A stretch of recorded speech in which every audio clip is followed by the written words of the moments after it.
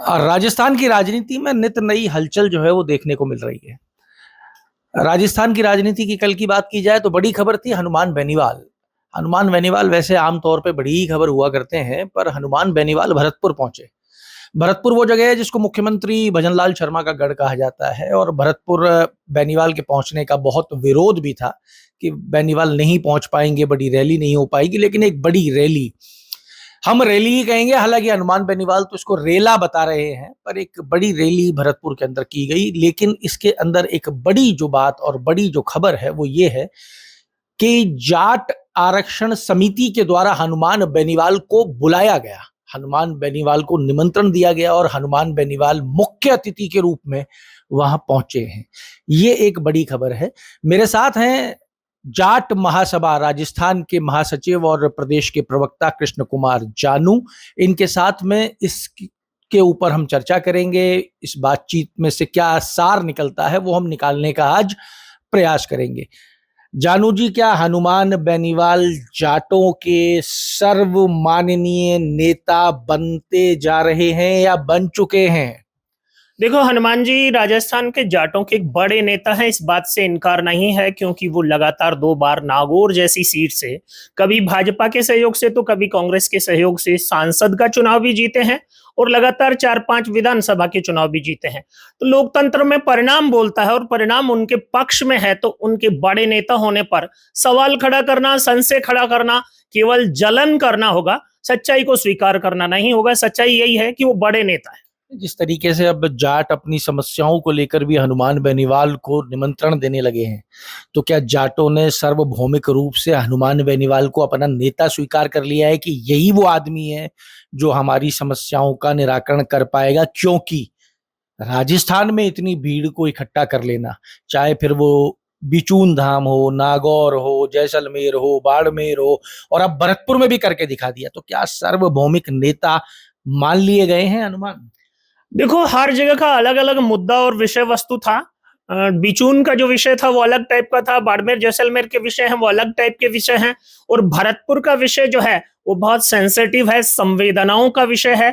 भरतपुर, धौलपुर और डीग जिले, जो 3 जिले हैं, उनके जाटों को जो आरक्षण है उसको लेकर के एक प्रकार का वहां जो द्वंद है, उसमें कांग्रेस ने भी पहले जाटों को चिंगम खिलाई है, भाजपा ने भी निर्णय किया होगा वसुंधरा जी के समय, लेकिन बाद में जब अशोक गहलोत ने जो चिंगम दी, भाजपा की वर्तमान सरकार भी उसी चिंगम को आगे बढ़ा रही है। चिट्ठी लिख देते हैं और कर्तव्य की इतिश्री हो जाती है। अब वहां के जाटों ने अंत में कहो, आखिर में कहो, परेशान होकर कहो, जो आरक्षण संघर्ष समिति है उसने हनुमान को निमंत्रित किया। बड़ी संख्या में लोग इकट्ठे हुए, एक सफल रैली का वहां आयोजन हुआ, और उस रैली में जो संदेश गया उसमें बीजेपी के विधायक भी पहुंचे, और बाद में चाहे उन्हें मंच छोड़ना पड़ा, लेकिन एक प्रकार से जाटों ने इस काम के लिए एक होने का श्री गणेश किया है, यह संदेश तो गया है। नहीं, आपने कहा कि एक सेंसिटिव विषय है जो भरतपुर के अंदर रैली हुई, जो विषय उठाया गया वो सेंसिटिव विषय है, ये हम भी मान रहे हैं सेंसिटिव है, जाट समुदाय के लिए सेंसिटिव है। लेकिन जाट समुदाय के विधायक भी तो हैं, जाट समुदाय के सांसद भी तो हैं। ये सेंसिटिविटी क्या जाट समुदाय के विधायक और सांसदों में नहीं है? निश्चित रूप से, या उनके बस का नहीं है? नहीं, निश्चित रूप से सेंसिटिविटी सब में है, लेकिन इस सब में सब विषयों पर संघर्ष करने का मादा नहीं होता है। और हनुमान ने अपनी राजनीति में संघर्ष को केंद्र में रख करके, जूझने को केंद्र में रख करके जो सिद्ध किया है उससे लोगों की अपेक्षाएं हैं, और उन्हीं अपेक्षाओं के निमित्त भरतपुर में जाट आरक्षण संघर्ष समिति ने उनको आमंत्रित किया। वो गए, एक सफल रैली करके आए। चाहे वहां वो आदत के अनुरूप अपनी जबान फिसला बैठे होंगे, किसी के लिए कुछ भी कह बैठे होंगे, मुख्यमंत्री को उत्तर प्रदेश से कहीं आया हुआ बता बैठे होंगे, और बीजेपी के जो 2 विधायक उनके मंच पर थे, और जब उनकी जबान सरकार को लेकर फिसल रही थी, तो जब वो उठकर जाने लगे उसके बाद उन पर तंज कर बैठे होंगे। लेकिन हनुमान से वहां के लोगों को अपेक्षाएं थी, और एक बड़ी भीड़ ने उस अपेक्षाओं को एक नए दिशा में बढ़ने की प्रेरणा जरूर दी है। आपने कहा जबान फिसल गई होगी, कई बार उनकी जबान फिसल, ये सवाल बड़ा है। हनुमान बेनीवाल की जबान फिसलती है या हनुमान बेनीवाल को राजनीति ऐसी ही करने में मजा आता है? कल की बड़ी घटना है, 2 विधायक भाजपा के मंच पे मौजूद थे। जैसे ही हनुमान बेनीवाल ने अपना भाषण शुरू किया, विधायकों ने मंच छोड़ दिया, पर उन विधायकों के साथ में भीड़ पर कोई फर्क नहीं पड़ा। कल की ये घटना क्या ये भी दिखा रही है कि विधायक जब मंच छोड़ के जा रहे हैं तो उनके साथ कोई नहीं जा रहा है, भीड़ वैसी की वैसी ही है, हनुमान बेनीवाल के नारे लग रहे हैं वहां पे, जबान फिसल जाती है, या राजनीति करने का यही तरीका है हनुमान बेनीवाल का? देखो, राजनीतिक शिष्टाचार को छोड़कर राजनीति करते हैं हनुमान जी, इस बात से इनकार नहीं है, और वो अपने मुद्दे की राजनीति करते हैं। वहां भी उन्होंने भरतपुर के आरक्षण के मुद्दे पर यह कहा कि मैं जो मुद्दा उठा लेता हूं उसे छोड़ता नहीं हूं। अब ये तो आने वाला समय बताएगा, लेकिन हनुमान जी ने वहां जिस प्रकार का राजनीतिक शिष्टाचार निभाना चाहिए था, भरतपुर के महाराजा विश्वेंद्र सिंह जी को लेकर के, वहां के विधायक कुंवर नटवर सिंह जी के सुपुत्र जगत सिंह जी को लेकर के, पूर्व मंत्री दिगंबर सिंह जी के बेटे शैलेंद्र जी को लेकर के, निश्चित रूप से उनके साथ भीड़ जाने के लिए नहीं आई थी। भीड़ का मुद्दा तो जाट आरक्षण था, विधायकों ने भी उसे समर्थन दिया था, लेकिन विधायकों की मौजूदगी में भी राजनीतिक गरिमा की शब्दावली हनुमान भूलते हैं या जानबूझकर बोलते हैं, ये तो आने वाला समय बताएगा। आपको क्या लगता है? आपको क्या लगता है? मैं सम्मान पूर्वक इसे जबान फिसलने की बात इसलिए बोल रहा हूं कि मैं हनुमान के इस काम को तो सम्मान देता हूं, उनकी बदजुबानी को मैं कैसे स्वीकार कर लूं? पर आपको क्या लगता है, फिसलती है या वो उनका तरीका शैली यही है राजनीति करने की? देखो, जानबूझकर बोलते हैं और उससे वो जनता की तालियां बटोरते हैं, सस्ती लोकप्रियता बटोरते हैं, रील्स के रूप में बड़ी पॉपुलैरिटी बटोरते हैं, लेकिन ये कोई परिणामकारी काम हो जाए ऐसा तो नहीं है। भरतपुर सांसद और नागौर सांसद को आरक्षण समिति ने ज्ञापन दिया है। अरे भाई, इस सारे विषय में जो जाट जनप्रतिनिधि या इस आरक्षण का लाभ लेने वाली अन्य अन्य जातियों के जनप्रतिनिधि हैं, आपको सबको बुलाना चाहिए था। सीकर, झुंझुनू, चूरू, बाड़मेर, पाली, जालोर, अजमेर के सांसद भी तो जाट हैं, उनको भी तो बुलाया जा सकता था। लेकिन जिस प्रकार की राजनीति है, आरएलपी वहां पर जाट आरक्षण समिति के निमंत्रण पर समर्थन देने गई है, लेकिन हनुमान जी का भाषण लगता है वो वहां आरएलपी के लिए उर्वरा जमीन तलाशने गए हैं। आरक्षण उनके लिए सेकेंडरी विषय है और वहां वालों के लिए आरक्षण पहला विषय है, हनुमान जी की पार्टी दूसरा विषय है। हनुमान बेनीवाल ने कल मंच से कहा 5 मेरे विधायक होते तो हिला के रख देता सबको। ये तो हनुमान जी बार बार बोलते हैं। एक बार 4 विधायक आए थे पहली बार में, दूसरी बार में एक खुद अकेले आए थे, फिर सांसद बन गए तो वो भी खो बैठे हैं। हनुमान जी की जो बोलने की शैली है वही उनके साथ अच्छे राजनीतिक समझ वाले संगठन का ढांचा भी नहीं बनने दे रही है और जनप्रतिनिधि कहलाने वाले लोगों को भी नहीं जोड़ने दे रही है। आपको क्या लग रहा है? आपने कहा कि अभी हनुमान बेनीवाल वहां पे अपने लिए उर्वरक जमीन तलाश कर रहे हैं, क्या कल नहीं मिली है? निश्चित रूप से तलाश कर रहे हैं, मिली नहीं है। कल नहीं बनी है? बिल्कुल नहीं बनी है। अगर कार्यक्रम में महाराजा विश्वेंद्र जी आते, ये दोनों विधायक भी आते और बाकी के जनप्रतिनिधि भी उपस्थित होते तो बात कुछ अलग थी। अब बात कुछ अलग ही रहने वाली है। ठीक है, वहां के लोगों को, आयोजन समिति को और ये सारी अपेक्षाएं हैं कि हनुमान जी लोकसभा के पटल पर उस रूप में उनकी बात को रखेंगे। निश्चित रूप से हनुमान को ये महारत हासिल है, वो रखेंगे जरूर, लेकिन उसके बदले जो मोल भाव की राजनीति का संकेत उन्होंने कल दिया है वो कितना कारगर और सफल होगा ये आने वाला समय ही तय करेगा। जिस तरीके से भीड़ वहां आई थी, क्या आने वाले समय में वहां के लोगों को, जिनको चुनाव लड़ने हैं, राजनीतिक अपनी पृष्ठभूमि बचानी है, क्या उन लोगों को हनुमान बेनीवाल की आवश्यकता नहीं पड़ने वाली है आने वाले समय में?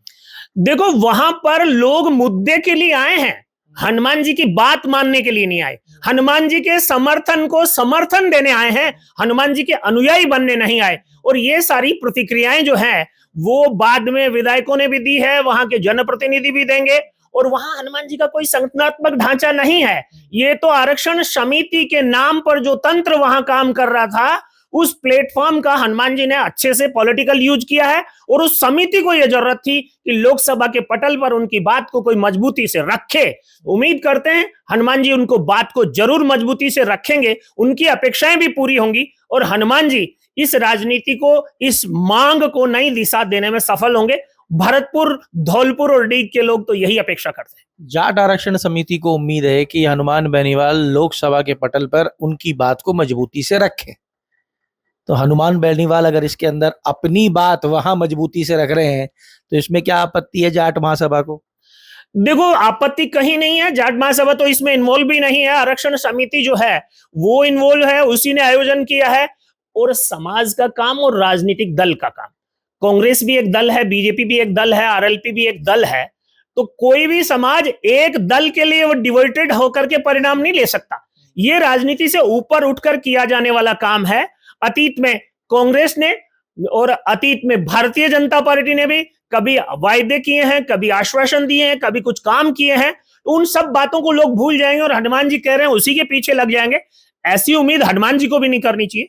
पर कल की सफल रैली से एक संदेश गया है कि भारत सरकार और राजस्थान सरकार को भरतपुर, धौलपुर और डीग के आरक्षण के विषय में गंभीरता से सोचना होगा। इसके पीछे कारक कौन रहा? सीधे तौर पर तो मैं नेम सिंह जी फौजदार को श्रेय देना चाहूंगा कि जिन्होंने इस अभियान का बीड़ा उठाया और हनुमान जी को बुलाया। महाराजा नहीं आए, और भी बहुत से लोग नहीं आने की बात कर रहे थे। सरकार का भी असहयोग था, पुलिस का भी दखल था, लेकिन जनता की भावनाएं और संवेदनाएं इस विषय पर जुड़ी थी। उस परिस्थिति का पूरा लाभ नेम सिंह जी की टीम की मेहनत और हनुमान जी का जो स्टारडम है वो दोनों मिले तो ये भीड़ जुटी। ये तो मानते हो आप हनुमान बेनीवाल का स्टारडम है? बिल्कुल मानता हूं। हनुमान जी के पास बड़ी संख्या में नौजवानों की एक ऐसी फौज और फेरिस्त है जो ये उम्मीद करती है कि शालीनता की राजनीति से नहीं, दबंगई से भी काम होता है। और हनुमान की भाषा हर समय उसी अंदाज को प्राप्त होती है। हनुमान बेनीवाल के साथ जो कल भीड़ पहुंची, क्या वो भी नागौर से ही आई है या फिर भरतपुर से भी युवाओं ने हनुमान को सुनना पसंद किया? देखो, राजस्थान भर के हनुमान के अनुयायी भी गए हैं, भरतपुर के भी वो सब लोग और वो सब शिक्षित, बेरोजगार, पढ़े लिखे लोग जो जाट आरक्षण की उम्मीद करते हैं वहां गए हैं। ये जरूर है कि जब तक उनको आरक्षण नहीं मिलता तब तक उन्हें 10% ईडब्ल्यूएस के आरक्षण को प्राप्त करने का अधिकार है। इस बात के लिए हनुमान जी उनको कुछ नहीं बोलकर आए। जबकि भरतपुर, धौलपुर और डीग के लोग अगर इस आरक्षण ओबीसी में शामिल नहीं तो ईडब्ल्यूएस के तो पात्र हैं, उन्हें उस पर जरूर प्रयास करना चाहिए। और हनुमान जी ने और भरतपुर की सांसद ने अगर लोकसभा में प्रयास किया और मिलता है तो अच्छी बात है। अच्छी बात है। हनुमान बेनीवाल पिछले 2-3 बार से प्रधानमंत्री पे आक्रामक हो जाते हैं। लंबे समय नहीं चलाते हैं वो, लेकिन प्रधानमंत्री पे आक्रामक जरूर नजर आते हैं। बिचून में भी कहा, कल भी कहा, दिल्ली प्रधानमंत्री और गृह मंत्री के घर के घेराव तक की बात कह दी। ऐसा क्यों लग रहा है आपको?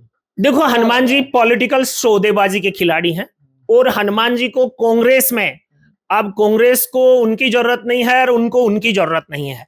तो हनुमान जी वो जो दोस्ती है, अतीत वाला इतिहास है, पहली बार जिनके सहयोग से सांसद बने थे, धमका के कैसे दोस्ती होगी जानू जी? उनको संकेत की भाषा में धमका रहे हैं, सीधा नहीं धमका रहे हैं। और जो सांकेतिक धमकी है वो दोस्ती का इशारा है। कई बार मुस्कुराहट में भी प्यार छुपा होता है, कई बार आंखों के तरेरने में भी प्यार छुपा होता है। और हनुमान जी उसी प्यार की तलाश कर रहे हैं, कभी मुस्कुरा कर, कभी आंखें तरेर कर। वो तो कांग्रेस के लिए भी कहा कि अगर आरएलपी से गठबंधन कर लेते तो राजस्थान में 130 सीटें होती कांग्रेस की। अब ये देखो, हनुमान जी के पूर्वानुमान है और हनुमान जी हर किसी को आरएलपी से गठबंधन के लिए कहते हैं और आरएलपी के संगठन के ढांचे के नाम पर सब कुछ एकला चलोरे के नाम पर खुद ही करते हैं। भाषण भी खुद देते हैं, संगठन भी खुद चलाते हैं, निर्णय भी खुद करते हैं, प्रदर्शन भी आरएलपी का उनके बिना नहीं होता है। सब कुछ हनुमान में ही समाहित है। लेकिन भरतपुर, धौलपुर, डीग का जाट आरक्षण या ओबीसी आरक्षण जो है वो आज के हनुमान बेनीवाल की भाषा शैली से प्राप्त नहीं होगा, अंजनी पुत्र हनुमान की शैली से प्राप्त होगा। और वही शैली वहां के लोग, नेम सिंह फौजदार और वहां के जनप्रतिनिधि अपनाएंगे। अभी तो शुरुआत हुई है, परिणाम तक जाएंगे तो सारी बातें स्पष्ट नजर आएंगी। 28 की लड़ाई बड़ी लड़ाई होने वाली है, हनुमान बार बार कह रहे हैं। हनुमान जी ने भरतपुर की रैली में भी 28 के अपने टारगेट की चर्चा ज्यादा की है, भरतपुर वालों के आरक्षण की चर्चा कम की है। जानू जी, ऐसा क्यों नजर आता है बार बार कि हनुमान तो जाटों को अपना मानते हैं, जाट हनुमान को अपना नहीं मान रहे हैं? देखो आशीष जी, हनुमान जी बहुत पढ़ा लिखा, नौजवान, ऊर्जावान, 2 बार का सांसद चेहरा है। आपने कहा स्टार भी है, भीड़ भी लाता है, भीड़ भी लाता है। और जाटों के वो मुद्दे जो कोई नहीं उठा रहा वो हनुमान बेनीवाल उठा रहा। फिर हनुमान बेनीवालों को जाट अपना क्यों नहीं मान रहे? 1000 गुण पर एक बोलने का अवगुण भारी पड़ रहा है। सार्वजनिक सभाओं में जिस बदतमीजी की भाषा के साथ वो अपने कार्यकर्ताओं को हिकारत से हटकारता है, वो राजनीति में नहीं चलता। लोकतंत्र की भाषा ही नहीं, राजतंत्र में राजे रजवाड़े भी दरबार में शालीनता से पेश आते थे। हनुमान जी तो सार्वजनिक मंचों पर भी बदतमीजी का प्रदर्शन करने लगते हैं। यही कारण है, ये बड़ा कारण है। और या जाट नेताओं को डर है कि इसको अपना मानते ही ये सब कुछ खा जाएगा। देखो, ऐसा कुछ नहीं है। हनुमान जी क्या क्या खा जाएंगे? हनुमान जी ने तो अभी तक अपनी राजनीति में जब उनको अवसर मिला है, लोगों की जोड़ने के बजाय परिवार को ही जोड़ा है ना। पहली बार विधायक से सांसद बने तो टिकट भाई को दी, दूसरी बार विधायक से सांसद बने तो टिकट पत्नी को दी। कार्यकर्ता और परिवार के बाहर तो उनकी राजनीति अभी गई नहीं है, इसलिए लोगों को डर लगता है ये तो कयास है। बस हनुमान जी संगठन तंत्र और जनता की आवाज के बीच संवेदनशील पारदर्शी राजनीति के लोगों को जोड़ नहीं पा रहे हैं।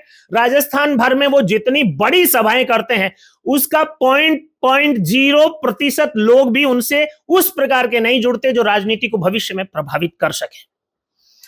तो साहब, ये आप सुन रहे थे राजस्थान जाट महासभा के महासचिव कृष्ण कुमार जानू को। ये प्रवक्ता भी हैं, इन्होंने अपने मन की बातें रखी हैं, पर इनकी बातों के अंदर कुछ चीजें निकल के आई हैं, वो बड़ी स्पष्ट है कि हनुमान बेनीवाल का स्टारडम है, ये तो ये भी मानते हैं। हनुमान बेनीवाल भीड़ जुटा रहे हैं, ये भी मानते हैं। हनुमान बेनीवाल ने भरतपुर, धौलपुर, डीग के जाटों का वो मुद्दा उठा दिया जो वहां के विधायक और सांसद नहीं उठा पा रहे थे या उनमें उठाने का मादा नहीं था, ये भी मानते हैं। अब सवाल ये खड़ा होता है कि जब सब कुछ माना जा रहा है तो क्या हनुमान बेनीवाल की स्टारडम को जाट समुदाय सिर्फ उपयोग ले रहा है, या जाट समुदाय हनुमान बेनीवाल को भी इसके बदले में कुछ वापस करेगा? हनुमान बेनीवाल पावरफुल है और बने रहे उसके लिए उनको राजनीतिक रूप से मजबूत होना होगा, और ये मजबूती वो बार बार अपने समुदाय और दूसरे समुदायों में ढूंढ रहे हैं। इसमें कोई शंका नहीं है कि हनुमान बेनीवाल ही वो नेता है जिसका विधानसभा में एक भी विधायक नहीं है, पर राजस्थान के बड़े बड़े मुद्दों पे सबसे ज्यादा भीड़ के साथ सड़कों पर आसानी से उपलब्ध है। कल वहां आशा सहयोगिनियों ने अपना ज्ञापन दिया। बेनीवाल ने कहा, मैं इस पर भी चर्चा करूंगा और जरूरत पड़ी तो इस पर भी आपके समर्थन में धरना दूंगा, आंदोलन करूंगा। हनुमान बेनीवाल सबके लिए विचार कर रहे हैं, पर क्या सब हनुमान बेनीवाल के लिए विचार कर रहे हैं, यह 28 में देखना होगा। शिकायत लोगों की है और खास तौर से जाट समुदाय के हमारे जाट महासचिव की है कि भाषा हनुमान को पीछे धकेल देती है। पर क्या हनुमान बेनीवाल ने अगर अपनी भाषा को बदला तो क्या हनुमान अपना स्टारडम बचा पाएंगे? स्टारडम भाषा से ही है कि हनुमान बदलाव कर पाएंगे? उम्मीदें तो कम है, लेकिन देखना यह होगा कि हनुमान ने जितना संघर्ष करके सबको दिया है, क्या 28 में उतना समाज वापस हनुमान को कर पाएगा? कल की रैली सफल रही है, इसमें कोई शक और शंका नहीं है। जानू जी, आपका धन्यवाद, जुड़े रहिए साहब, और मिलते हैं फिर अगली बार। अमर उजाला के लिए जयपुर से मैं आशीष। आपके राज्य की खबरें, आपके शहर की खबरें सबसे पहले जानने के लिए देखते रहें अमर उजाला। चैनल को सब्सक्राइब जरूर कर लें और पाएं हर अपडेट।